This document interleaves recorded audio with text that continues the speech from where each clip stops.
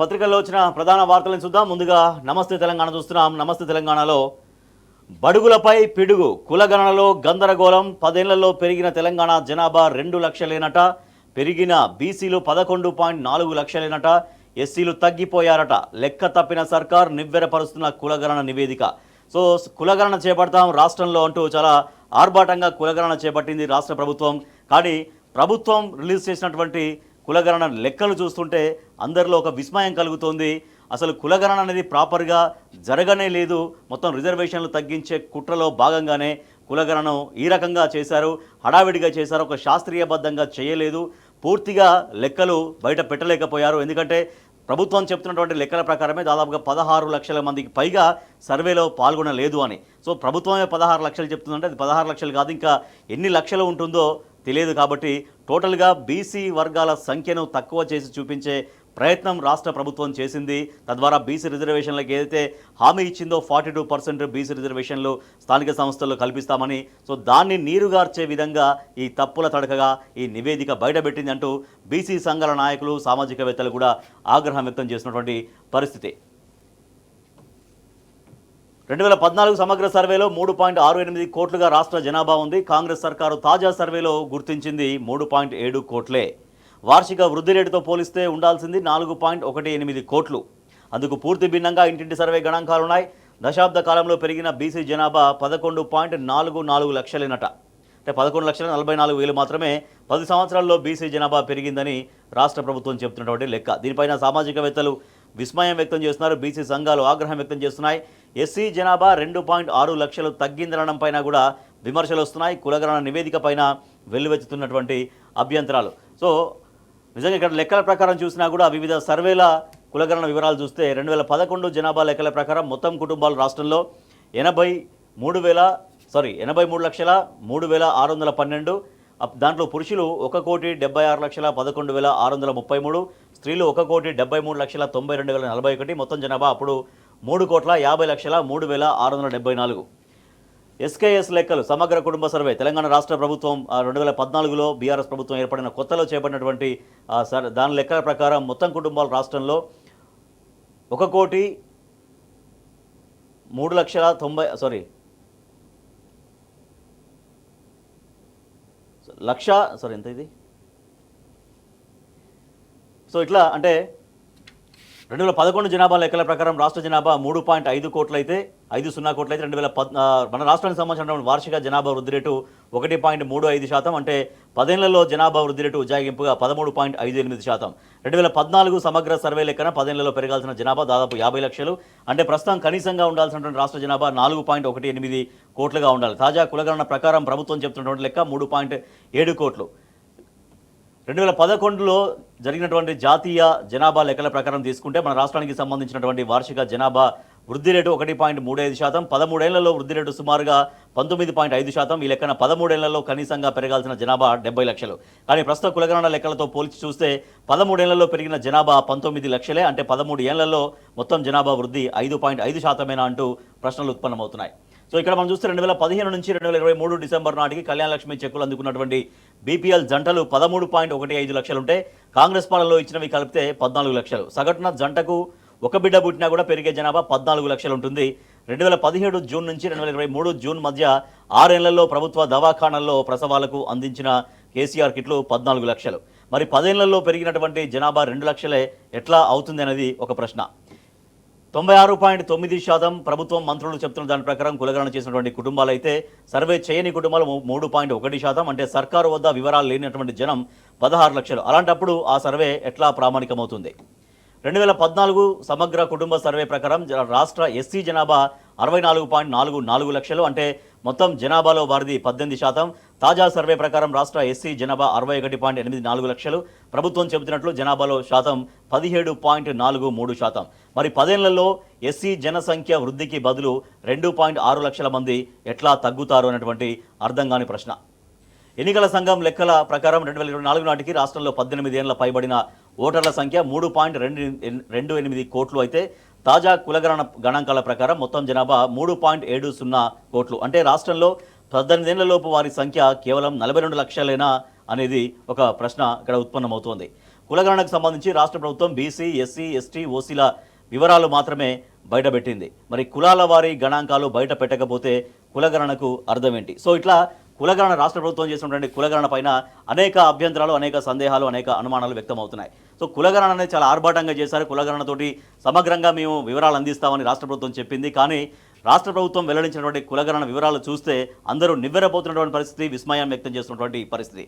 So 10 ఏళ్లలో ఎట్లా పెరిగిందంటే 10 ఏళ్లలో జనాభా వృద్ధి రేటు 13.58% ఉంటే సో దానికి అనుగుణంగా జనాభా, బీసీ జనాభా ఎందుకు పెరగలేదు అనేది అర్థం కానటువంటి పరిస్థితి. దాదాపు 10 ఏళ్లలో కేవలం 11 లక్షలు మాత్రమే బీసీ జనాభా వృద్ధి సాధించింది అనేది రాష్ట్ర ప్రభుత్వం వెల్లడించినటువంటి కులగణన ప్రకారం అర్థమవుతోంది. అంటే కులగణన వివరాలు రాష్ట్ర ప్రభుత్వం వెల్లడించింది పూర్తిగా తప్పుల తాడక అని బీసీ సంఘాల నాయకులు, బీసీ వర్గాలందరూ కూడా తీవ్రంగా ఆగ్రహం వ్యక్తం చేసినటువంటి పరిస్థితి. సో సమగ్రంగా మనం చూద్దాం.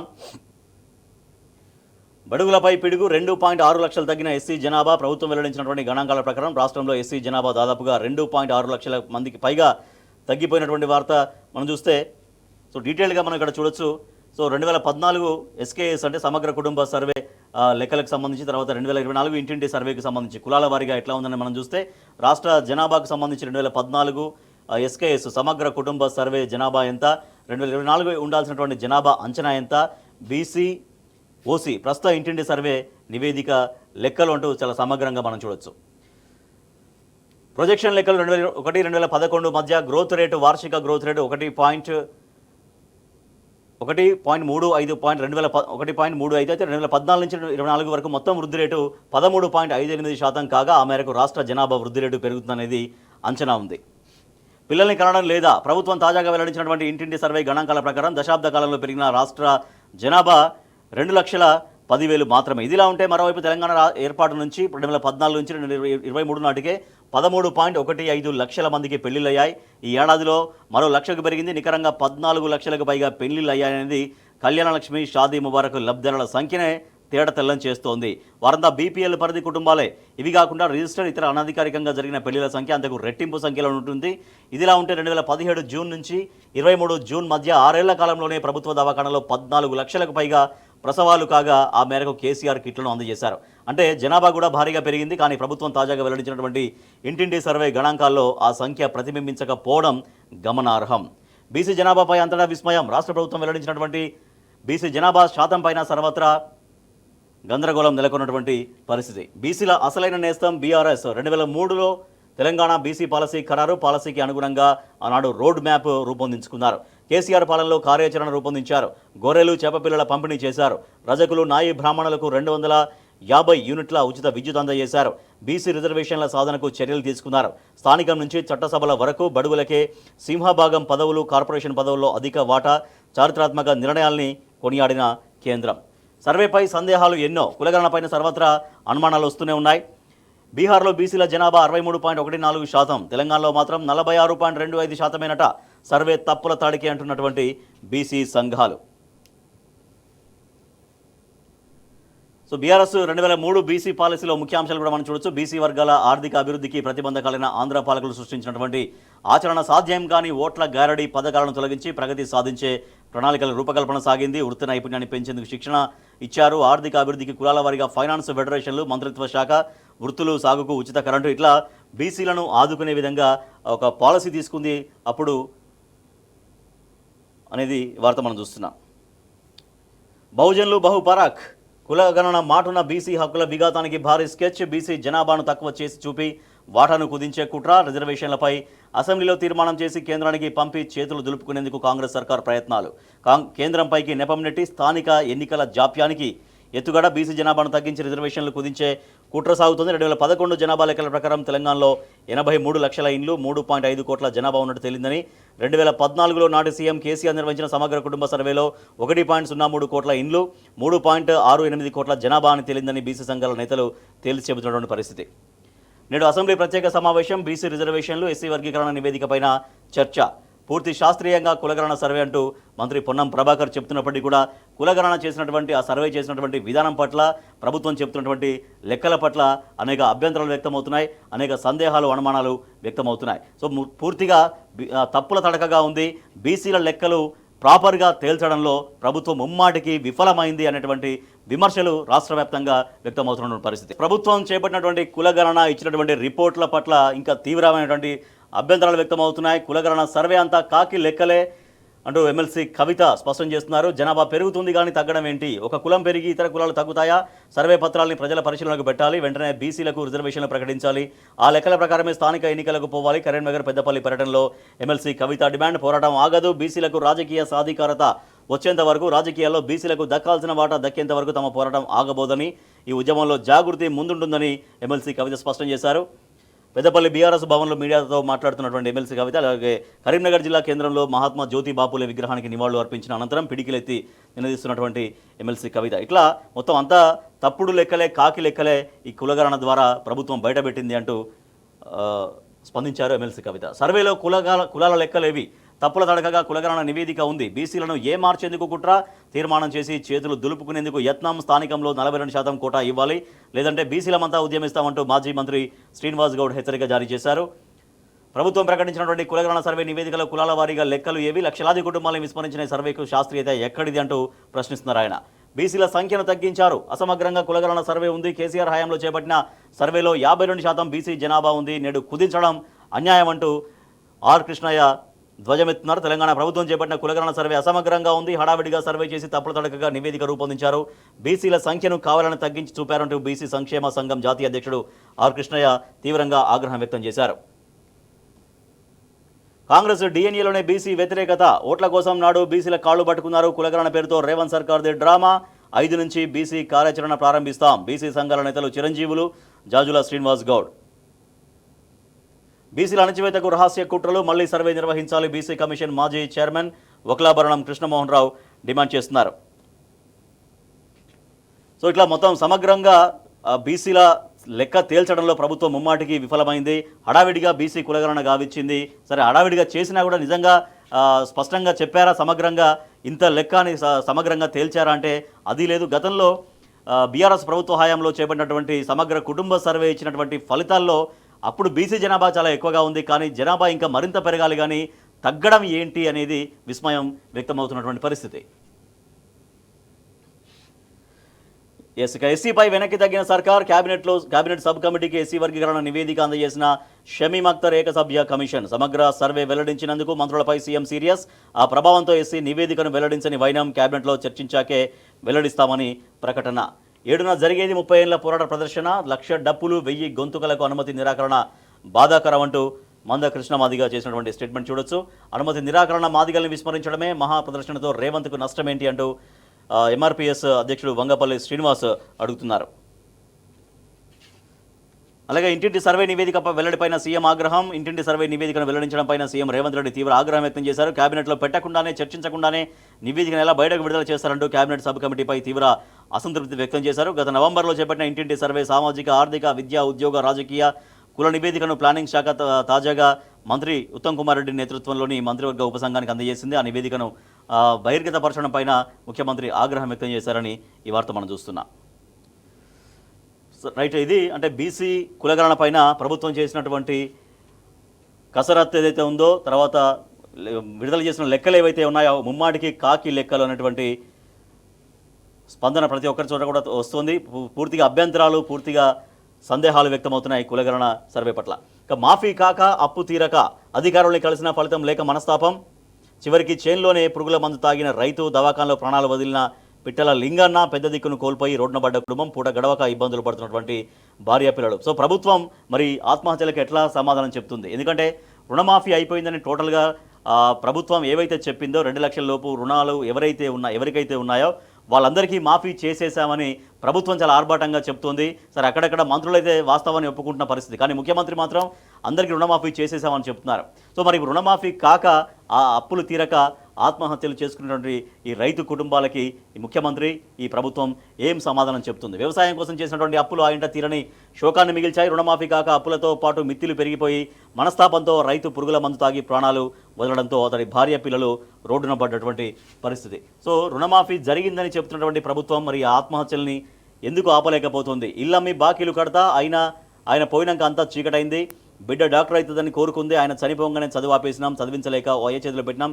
ఎకరం భూమిలో పైసలకు 50,000 వస్తలేవు, నాటైనాక నా కొడుకు నేను కైలికి పోతున్నాం అంటూ రైతులు ఇల్లమ్మి ఉన్న అప్పులు తీర్చాలని చూస్తున్నాం. ఆత్మహత్య చేసుకున్న కరీంనగర్ రైతు సదయ్య భార్య రేణుక ఆవేదన. ఒక్కరు కూడా పరామర్శకు రాలేదంటూ ఆ రైతు కుటుంబం ఆవేదన వ్యక్తం చేస్తూ ఉంది. మరోపక్క బోనస్ కోసం ఎదురు చూపులు. 2 నెలలైన రైతులకు అందని బోనస్. ఉమ్మడి కరీంనగర్ జిల్లాలో 20,000 మంది నిరీక్షణ, 41 కోట్లకు పైగా బకాయిలు. రాష్ట్రంలోని అన్ని జిల్లాల్లోనూ ఇదే పరిస్థితి. రైతు భరోసా రాక, బోనస్ అందక ఇబ్బందులు. ఎప్పటిలోగా చెల్లిస్తారో చెప్పని ప్రభుత్వం, స్పష్టత ఇవ్వని అధికారులు. సర్కారు దయ చూపాలే, 2 నెలలైనా కూడా బోనస్ రాలేదంటూ రైతులు ఎదురు చూస్తున్నటువంటి పరిస్థితి. కరెంటు షాక్తో రైతు మృతి. నిర్మల్ జిల్లాలో ఈ ఘటన జరిగింది. రాహుల్ గాంధీ మేమేం పాపం చేశాం, సీఎం రేవంత్ మాకు రైతు భరోసా డబ్బులు వేస్తాడంటూ ముక్రాకే గ్రామస్తులు చైన్లో నిలబడి తమ నిరసన వ్యక్తం చేస్తూ ఉన్నారు. మాఫీ కాక అప్పు తీరక రైతులు ఆత్మహత్య బాటపడుతున్నటువంటి పరిస్థితి. కరెంటు సమస్యపై రైతన్న కన్నెర్ర. కరెంటు సమస్యను నిలదీస్తూ నిర్మల్ జిల్లా ముతోల్ మండలం విఠోలి గ్రామ రైతులు సబ్స్టేషన్ వద్ద ధర్నా చేసిన పరిస్థితి. సోలార్ ప్లాంట్ వద్దంటూ రైతుల వినతి. ఆదిలాబాద్ జిల్లాకు సంబంధించి జైనాథ్ మండలంలో అక్కడ సోలార్ ప్లాంట్ వద్దంటూ రైతులు ఆందోళన చేస్తున్నారు. ఖమ్మంలో మిర్చి రైతు ఆందోళన. సిండికేట్ మోసంపై రైతు సంఘం ధర్నా. దిగొచ్చి మిర్చి ధరను సవరించిన అధికారులు. మార్కెట్కు పోటెత్తిన మక్కలు. వరంగల్ జిల్లా నరసంపేట వ్యవసాయ మార్కెట్కు మక్కలు పోటెత్తాయి. పట్టాలు ఇవ్వాలని ట్యాంక్ ఎక్కిన రైతులు. ఈ వార్త చూస్తున్నాం. పట్టాలు ఇవ్వాలని ట్యాంక్ ఎక్కిన రైతులు. పెట్రోల్ బాటిళ్లు, పురుగు మందు డబ్బాలతో ఆందోళన. మంత్రి పొంగులెట్టి హామీ ఇచ్చిన అతిగతి లేదని మండిపాటు. పట్టాలు ఇవ్వాలని డిమాండ్ చేస్తూ మహబూబాబాద్ జిల్లా కేసముద్ర మండలం నారాయణపురం రైతులు సోమవారం ఆందోళనకు దిగారు. పెట్రోల్ బాటిల్, పురుగుల మందు డబ్బా పట్టుకుని కేసముద్రం తహసీల్దార్ కార్యాలయం ఆవరణలో ఉన్న వాటర్ ట్యాంక్ ఎక్కి నిరసన తెలిపారు. 60 ఏళ్లుగా సాగు చేస్తున్న వ్యవసాయ భూములకు కొత్త రెవెన్యూ గ్రామంగా ఏర్పడిన నాటి నుంచి ఈ సమస్య ఏర్పడిందని వారు పేర్కొన్నారు. మరొక వార్త చూస్తే ఫిరాయింపు ఎమ్మెల్యేలకు సంబంధించి బీఆర్ఎస్ నుంచి గెలిచి కాంగ్రెస్ పార్టీలో చేరినటువంటి ఎమ్మెల్యేల పట్ల సుప్రీంకోర్టు స్పందించింది. ఫిరాయింపు ఎమ్మెల్యేలకు సుప్రీంకోర్టు నోటీసులు ఇచ్చింది. 7గురిపై అనర్హత వేటు వేయాలంటూ కేటీఆర్ పిటిషన్ వేశారు. బీఆర్ఎస్ నుంచి గెలిచి పార్టీ మారిన 7 ఎమ్మెల్యేలకు సుప్రీంకోర్టు సోమవారం నోటీసులు జారీ చేసింది. పార్టీ ఫిరాయించిన ఎమ్మెల్యేలు పోచారం శ్రీనివాసరెడ్డి, బండ్ల కృష్ణమోహన్ రెడ్డి, కాలే యాదయ్య, టి ప్రకాష్ గౌడ్, అరికెపూడి గాంధీ, గూడెం మైపాల్ రెడ్డి, ఎం సంజయ్లపై అనర్హత వేటు వేయాలంటూ బీఆర్ఎస్ వర్కింగ్ ప్రెసిడెంట్ కేటీఆర్ సుప్రీంకోర్టులో పిటిషన్ దాఖలు చేశారు. దీనిపై సోమవారం justice BR Gavai, justice Vinod చంద్రన్తో కూడిన ధర్మాసనం విచారణ జరిపింది. అనంతరం 7 ఎమ్మెల్యేలకు నోటీసులు జారీ చేసింది. 1995లో పాడుపడ్డట్టుగా హైదరాబాద్. ఇప్పుడు ఢిల్లీ పరిస్థితి అలాగే ఉంది. డబుల్ ఇంజన్ సర్కారు ఉండుంటే న్యూయార్క్, వాషింగ్టన్లా మారేది. ఢిల్లీ ఎన్నికల ప్రచారంలో చంద్రబాబు హైదరాబాద్ ఘన చరిత్రకు అవమానం మండిపడుతున్నటువంటి తెలంగాణ వాదులు. 1995లో హైదరాబాద్ మొత్తం పాడుపడ్డట్టుగా ఉంది, మేము వచ్చి హైదరాబాద్ను బాగు చేశామని గొప్పలు చెప్పుకున్నటువంటి చంద్రబాబు వ్యాఖ్యలు తెలంగాణ ప్రజల ఆగ్రహానికి గురయ్యాయి. మళ్ళీ హైదరాబాద్ అభివృద్ధి పైన, హైదరాబాద్ యొక్క చరిత్ర పైన చంద్రబాబు మళ్ళీ ఈ రకంగా ఆరోపణలు ఎందుకు చేస్తున్నాడంటూ చంద్రబాబు చేసిన వ్యాఖ్యల పట్ల తెలంగాణ సమాజం తీవ్రంగా ఆగ్రహం వ్యక్తం చేస్తుంది. ఇక మిగతా వార్తలు చూద్దాం. పనామా కెనాల్ను స్వాధీనం చేసుకుంటాం, త్వరలో శక్తివంతమైన చర్య. అమెరికా అధ్యక్షుడు ట్రంప్ చైనా పెత్తనంపై ఆగ్రహం. చైనాతో బీఆర్ఐ ఒప్పందం పునరుద్ధరించబోమన్న పనామా. ఆవు 40 కోట్లంట. కాసుల పంట పండించిన నెల్లూరు జాతి గోవు బ్రెజిల్లో రికార్డు ధర, గిన్నిస్ బుక్లో చోటు అంటూ వార్త చూస్తున్నాం. నిరుద్యోగాన్ని మేము పరిష్కరించలేకపోయాం. వేగంగా ఆర్థిక వృద్ధి జరిగినా నిరుద్యోగం తగ్గలేదు. ఈ సమస్యను యూపీఏ, ఎన్డీఏ పరిష్కరించలేదు. పార్లమెంటు సాక్షిగా రాహుల్ గాంధీ అంగీకరించారు. దేశంలో నిరుద్యోగ సమస్యను ఎన్డీఏతో పాటు యూపీఏ సైతం పరిష్కరించలేకపోయాయని కాంగ్రెస్ ఎంపీ రాహుల్ గాంధీ అంగీకరించారు. రాష్ట్రపతి ప్రసంగంపై ధన్యవాద తీర్మానం మీద జరిగిన చర్చలో సోమవారం ఆయన లోక్సభలో మాట్లాడారు. ఆర్థికంగా వేగంగా వృద్ధి చెందినప్పటికీ మనం నిరుద్యోగ సమస్యను సరిగ్గా పరిష్కరించలేకపోయాం. దేశ యువతకు ఉద్యోగాల విషయంలో యూపీఏతో పాటు అప్పటి ఎన్డీఏ ప్రభుత్వం కూడా స్పష్టమైన జవాబు ఇవ్వలేకపోయాయంటూ రాహుల్ గాంధీ అంగీకరించినటువంటి పరిస్థితి. ఢిల్లీ సుల్తాన్ ఎవరో రాజధానిలో ముగిసిన ప్రచారం. 3 పార్టీల హోరాహోరీ. మరోసారి అధికారం కోసం ఆమ్ ఆద్మీ పార్టీ ప్రయత్నాలు. గట్టి పోటీ ఇస్తున్న బీజేపీ. గత వైభవానికి కాంగ్రెస్ పోరాటం. ఇట్లా ఢిల్లీ ఎన్నికలకు సంబంధించి ఈసారి ఫలితం వన్ సైడ్ కాదా, ఈసారి ఫలితాలు భిన్నంగా ఉండొచ్చంటూ రాజకీయ విశ్లేషకులు అంచనా వేస్తున్నారు. గత 2 ఎన్నికల్లో కనిపించిన ఏకపక్ష ఫలితాలు ఈసారి ఉండకపోవచ్చని చెబుతున్నారు. కాంగ్రెస్ సాధించే ఓట్లను బట్టి ఆమ్ ఆద్మీ పార్టీ, బీజేపీ గెలుపు ఓటములు ఉండే అవకాశాలు కనిపిస్తూ ఉన్నాయి.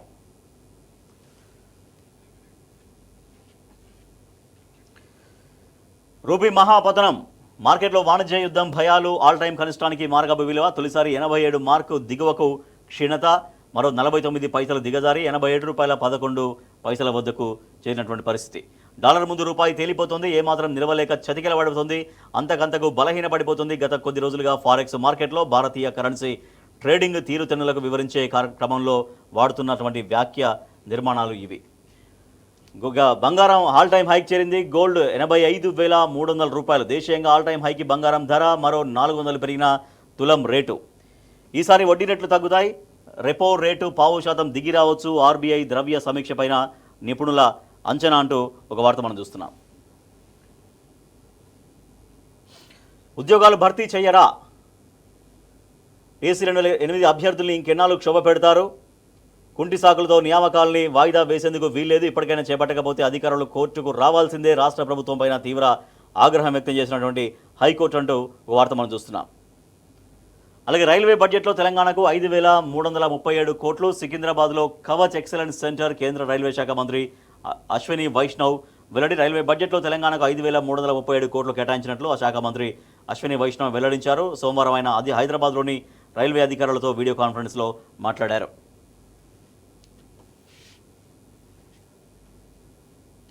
రైట్గా మిగతా పత్రికల్లో వచ్చినటువంటి వార్తలు చూస్తే సాక్షిలో ముందు పరిషత్ తర్వాత పంచాయతీ. కొన్ని రోజుల అంతరంతో స్థానిక సంస్థల ఎన్నికల నిర్వహణకు సర్కారు యోచన. ముందు ఎంపీటీసీ జెడ్పీటీసీలకు ఎన్నికలు, తర్వాత గ్రామ పంచాయతీలకు.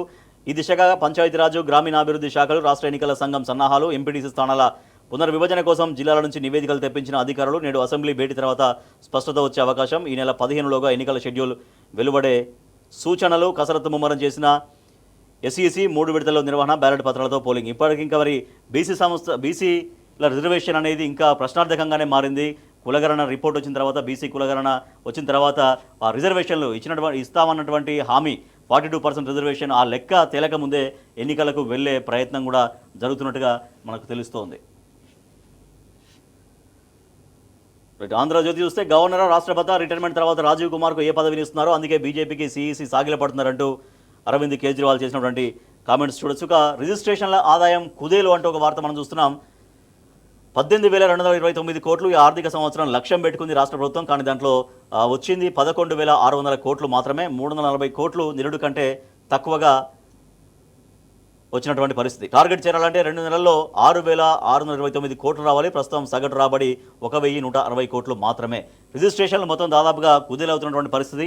రిజిస్ట్రేషన్ల ద్వారా ప్రభుత్వానికి ఎక్కువ ఆదాయం రావాలి. కానీ రియల్ ఎస్టేట్ రంగం అనేది మొత్తం హైదరాబాద్ సహా రాష్ట్ర వ్యాప్తంగా అన్ని జిల్లాల్లో ఆ స్థాయికి వస్తే అన్ని మండల కేంద్రాల్లో, గ్రామాల దాకా కూడా రియల్ ఎస్టేట్ మొత్తం ఆగిపోయినటువంటి పరిస్థితి, స్తంభించినటువంటి పరిస్థితి. చాలా మందగమనంగా సాగడంతో ఆ ఎఫెక్ట్ మొత్తం ఆ శాఖకు రావాల్సినటువంటి ఆదాయం పైన పడింది. రిజిస్ట్రేషన్ల ఆదాయం కుదేలవుతున్నటువంటి పరిస్థితి.